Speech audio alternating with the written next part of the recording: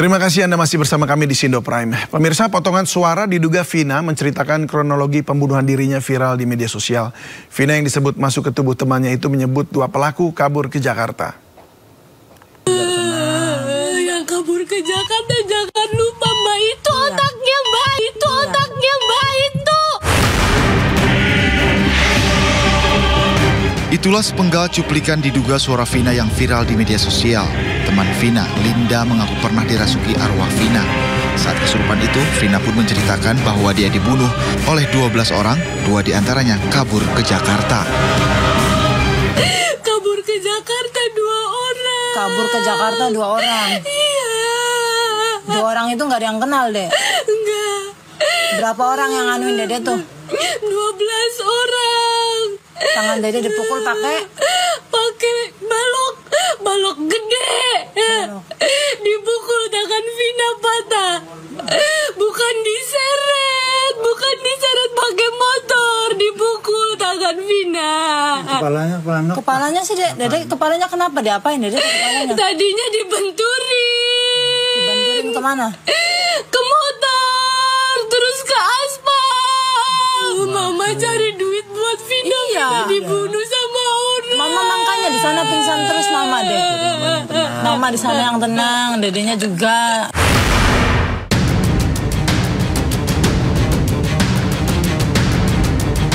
Berdasarkan keterangan, Vina dibunuh pada 27 Agustus 2016 sekitar pukul 22 waktu Indonesia Barat. Saat itu, Vina berboncengan dengan kekasihnya Eki dan rekannya. Namun di perjalanan, kedua korban dilempari batu 11 orang pelaku gerombolan bermotor. Korban sempat berlari menyelamatkan diri, namun para pelaku mengejar dan menjatuhkan korban di jembatan Kepongpongan. Saat terjatuh, kedua korban dibawa ke depan SMPN 11 Talun Cirebon dan dianiaya oleh para pelaku. Bahkan, Vina alami pemerkosaan. Usai menghabisi nyawa kedua korban, para pelaku membawa dan meninggalkan jasad di jembatan Kepongpongan agar terlihat seperti terjadi peristiwa kecelakaan.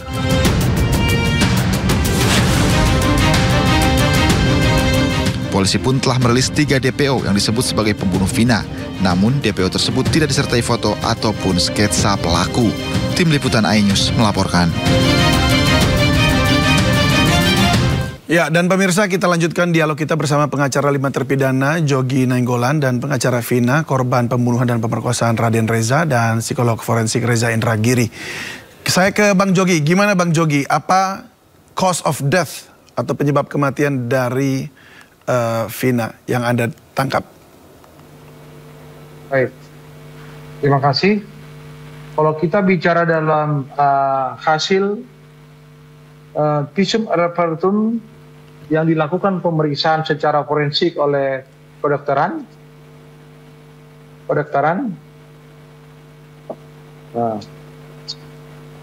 ada pemeriksaan yang di awal yang dilakukan oleh rumah sakit pada awalnya ketika belum ada gali mayat.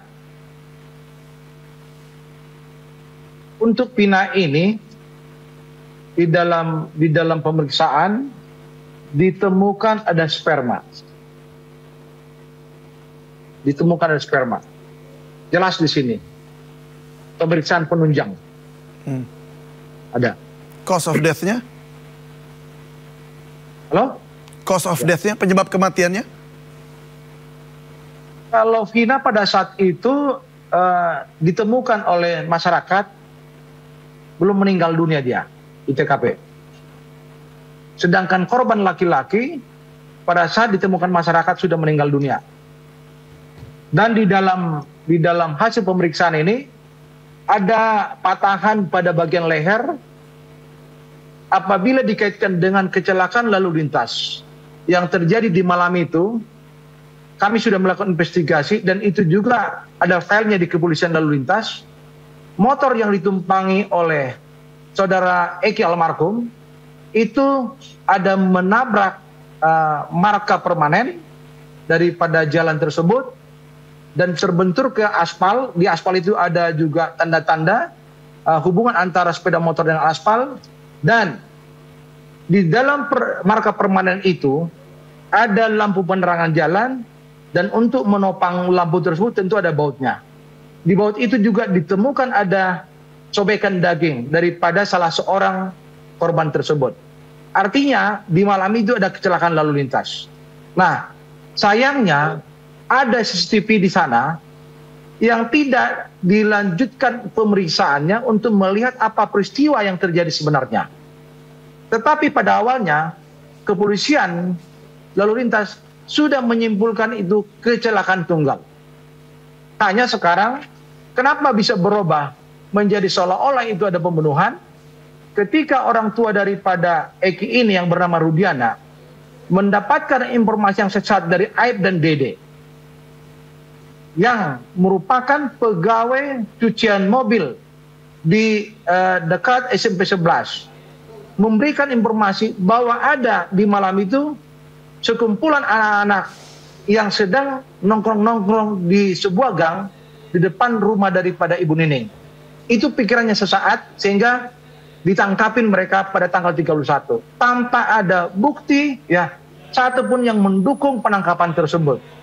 Itu historinya sebenarnya. Jadi ini kalau dikelirkan sederhana.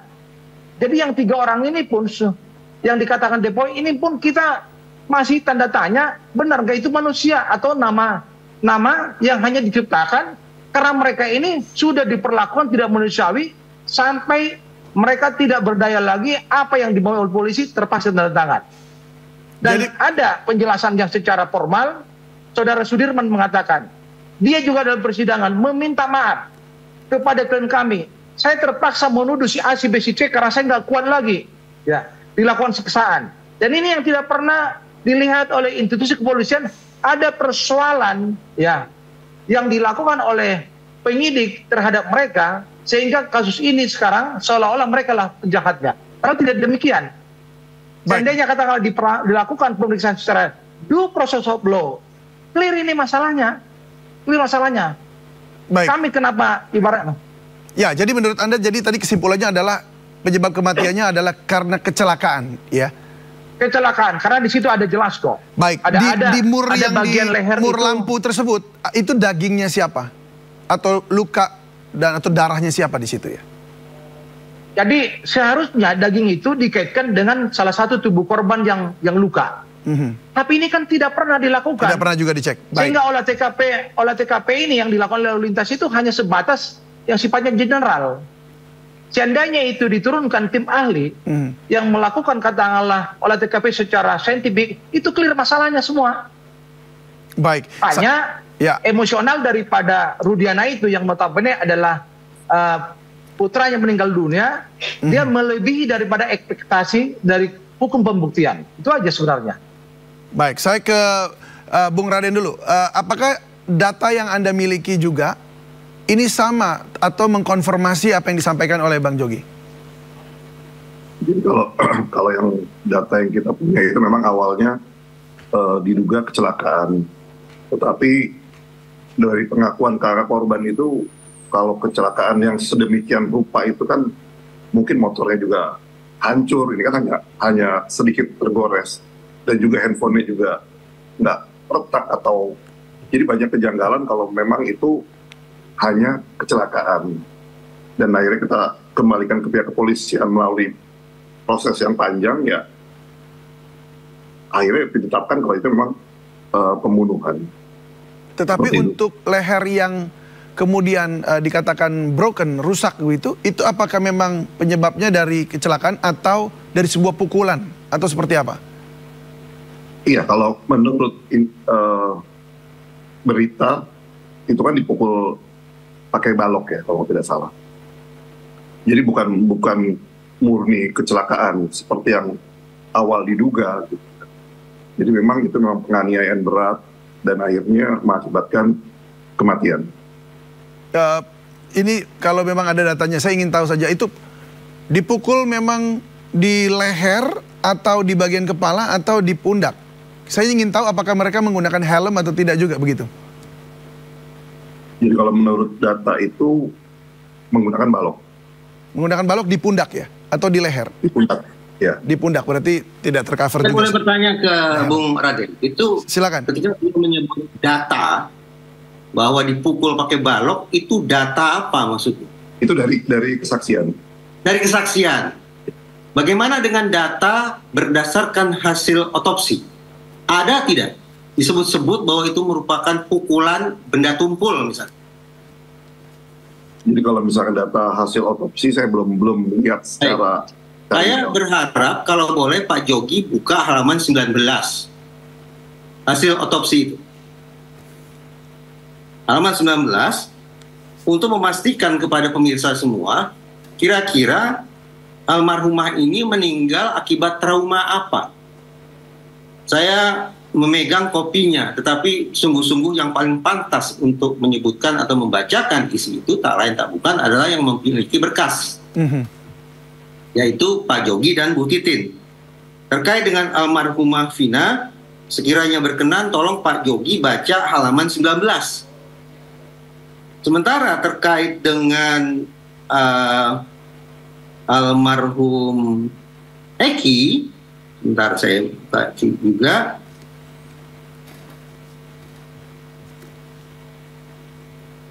Mungkin mulai dari halaman 19 dulu ya. Silakan Pak Jogi.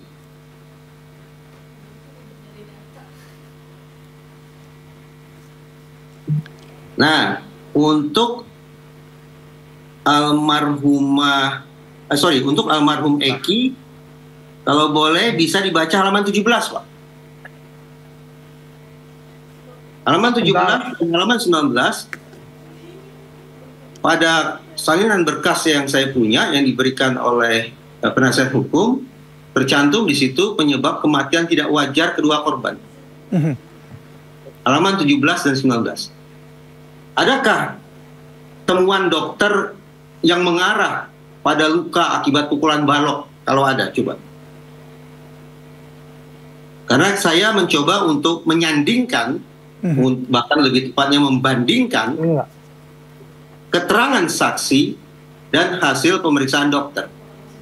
Bagi saya, keterangan saksi adalah salah satu hal yang mengganggu proses pengungkapan kebenaran. Ini simpulan psikologi forensik. Saya ulangi sekali lagi.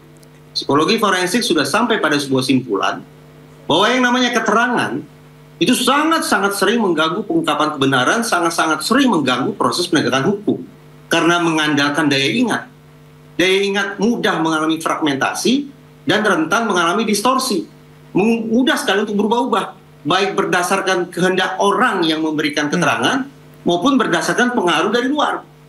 Iming-imingkah itu, intimidasikah itu, yang secara kebetulan perspektif keilmuan semacam ini muncul di kepala saya kurang lebih berbarengan dengan tersebarnya di publik foto-foto para terdakwa. Sekarang sudah berstatus sebagai terpidana.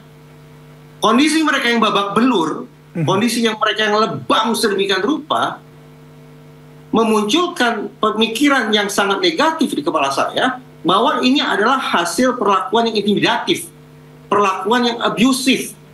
Dari situ masuk akal kalau kemudian kita menduga inilah alasan mengapa pada akhirnya mereka mencabut BAP. Karena barangkali isi BAP itu bertitik tolak dari pengakuan, dari keterangan yang sekali lagi sangat rentan mengalami fragmentasi maupun distorsi, baik akibat keinginan mereka sendiri maupun akibat intimidasi maupun iming-iming pihak luar. Itu kuat sekali mengarah ke situ ya? Itu simpulan psikologi forensik yang saya coba terapkan untuk katakanlah men-challenge keterangan para saksi. Karena tadi Pak Raden menyebut bahwa ternyata pukulan balok itu berdasarkan keterangan saksi. Nah, sekarang mari kita bandingkan. Apakah keterangan saksi itu diperkuat dengan hasil visum atau hasil otopsi? Berikan kesempatan kepada penasihat hukum untuk membacakan dokumen atau laporan otopsi atau visum et repertum di halaman 17 dan 19. Baik, silakan Pak Jogi. Ya, sudah ditemukan Pak Jogi?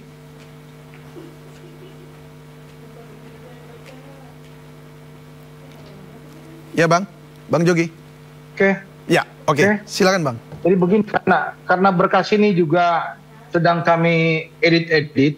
Nah, kami bisa membacakan hasil visum et repertum pemeriksaan mayat atas nama Muhammad Rizky Rudiana dan satu lagi di sini di dalam kesimpulannya pada mayat laki-laki berusia sekitar 16 tahun ini tampak mayat dalam kondisi membusuk, terdapat tanda-tanda trauma tumpul pada kepala berupa patah tulang, atap tengkorak bagian depan dan belakang. patah tulang dasar tengkorak, patah tulang rahang atas, dan patah tulang rahang bawah yang dapat mengakibatkan kematian. Terdapat tanda-tanda trauma tumpul berupa pada tulang lengan atas kanan, tulang hasta kanan, tulang pengurapil kanan, luka terbuka pada dahi kiri, mata kaki kanan bagian dalam, dan tungkai bawah kiri, luka lecet pada mata kiri bagian luar, hingga punggung kaki kiri, serta resapan darah pada bagian kulit dada. Demikian telah saya uraikan dengan sejujurnya dan menggunakan keilmuan yang saya. Kira-kira itu kesimpulannya.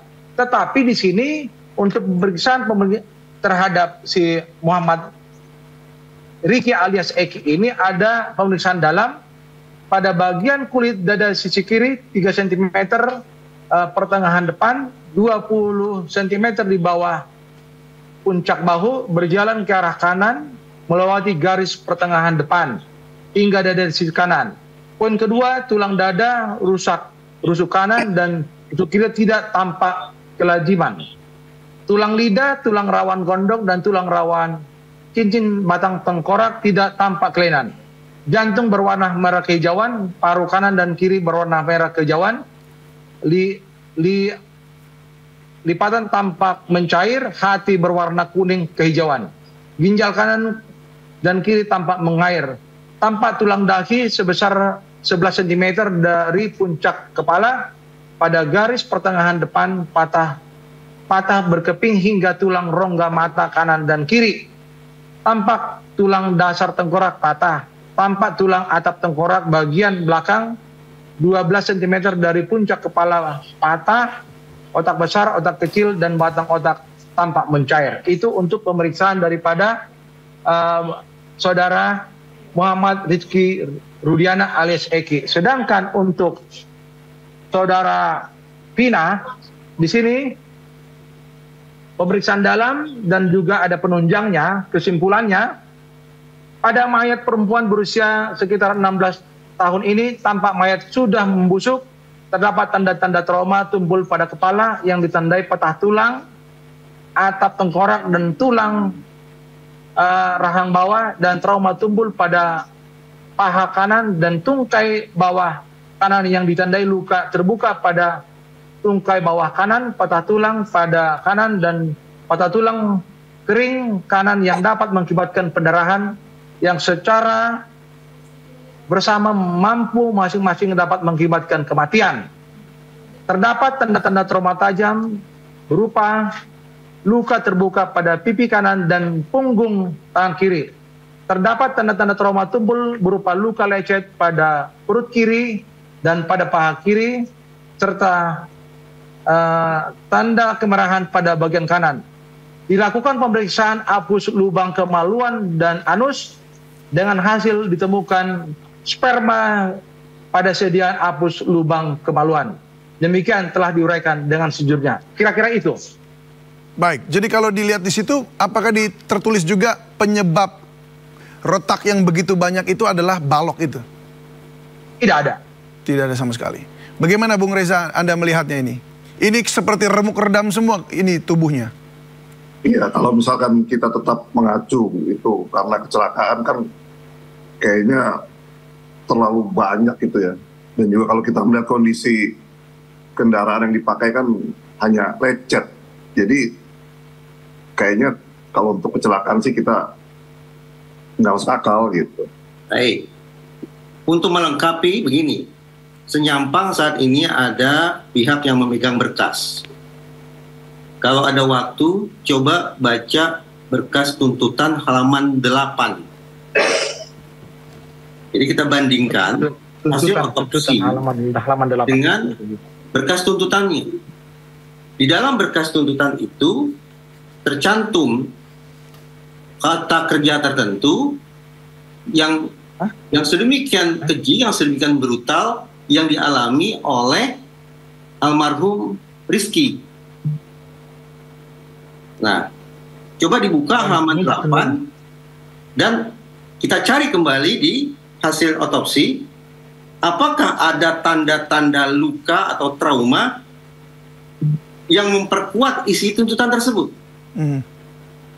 Coba, memang butuh waktu ini mungkin bagi Pak Jogi dan Bu Titin untuk menemukan berkas tuntutan jaksa di halaman 8 misalnya. Baik. Ini sangat menarik. Namun mungkin kita tidak masuk sampai terlalu detail mengingat memang sudah ada putusan dan memang sudah sekarang kita ingin melihat kepada apa jalan keluarnya dan bagaimana menemukan apakah memang ini ada rekayasa di sini ataukah ada tindakan sepihak salah satu keluarga atau bagaimana, atau mungkin juga dari aparatur ada sebuah cipta kondisi atau seperti apa, kita tidak tahu. Tetapi kalau dari kesimpulan tadi mungkin sebagai closing statement saja,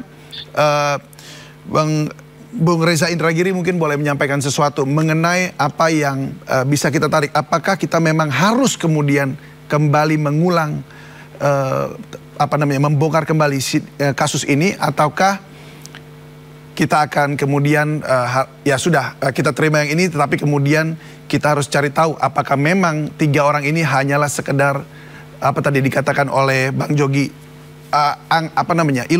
halusinasi atau dibuat-buat begitu. Pertama, saya tidak bersepakat dengan lembaga semisal Kompolnas yang mengatakan ini sudah inkrah sehingga harus dianggap tidak ada masalah dan kita hanya perlu memburu 3 orang DPO. Walaupun tidak diucapkan oleh lembaga negara, tetapi kalimat atau narasi yang ada di film Vina itu sama persis dengan pernyataan Kompolnas, substansinya. Bahwa kasus dianggap sudah inkrah, maka kita hanya perlu mencari buronnya saja. Saya memberikan pemikiran yang bertolak belakang dengan itu. Saya menangkap kesan paling tidak ada tanda-tanda miscarriage of justice. Bukan sebatas police misconduct, tapi miscarriage of justice, alias proses penegakan hukum yang terkesan sesat. Karena saya bicara tentang penegakan hukum alias justice, maka praktis ini merupakan agenda atau PR bagi seluruh lembaga dalam sistem peradilan pidana yang bekerja pada kasus ini. Bukan hanya kepolisian, tapi juga kejaksaan dan Mahkamah Agung. Kenapa Mahkamah Agung juga saya sebut? Karena berdasarkan informasi yang saya terima dari penasihat hukum, ternyata misalnya persidangan berlangsung secara tertutup. Kalau persidangan terhadap terdakwa anak-anak memang pantas ditutup. Karena itu ketentuan dalam Undang-Undang SPPA, Sistem Peradilan Pidana Anak. Tapi kalau terkait dengan pembunuhan, apalagi pembunuhan berencana, maka sudah barang tentu persidangan harus terbuka. Tapi informasi yang saya peroleh, ternyata seluruh sesi persidangan, kecuali pada saat pembacaan putusan, itu berlangsung secara tertutup. Mengapa harus tertutup? Itu yang juga perlu untuk dicek oleh otoritas Mahkamah Agung.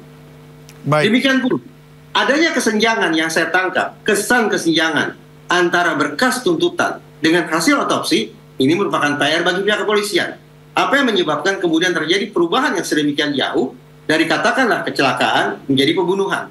Ini sekali lagi perlu dicek. Jadi paling tidak, sudah ada 2 otoritas atau lembaga negara yang semestinya hadir untuk melakukan review terhadap kerja-kerja penegakan hukum. Dalam perbincangan yang singkat ini, paling tidak 2 lembaga itu adalah Polri, dalam kurung termasuk Kompolnas, dan Mahkamah Agung beserta Komisi Yudisial. Baik. Kita berharap semua pihak terkait yang juga tadi disebutkan oleh Bung Reza Indragiri ini juga boleh kemudian kita bekerja sama dengan masyarakat juga untuk menguak tabir kejahatan ini sampai semuanya betul-betul jelas dan clear. Supaya keluarga juga boleh tenang karena sudah mendapatkan keterangan yang jelas, hasil yang jelas. Baik, terima kasih banyak Bung Reza Indragiri, terima kasih Bung Raden Reza sudah berbagi bersama kami, dan terima kasih juga Bang Jogi Nainggolan sudah berbagi bersama kami, dan semoga apa yang diperjuangkan juga boleh berbuah hasil yang baik. Terima kasih dan salam sehat selalu. Selamat malam.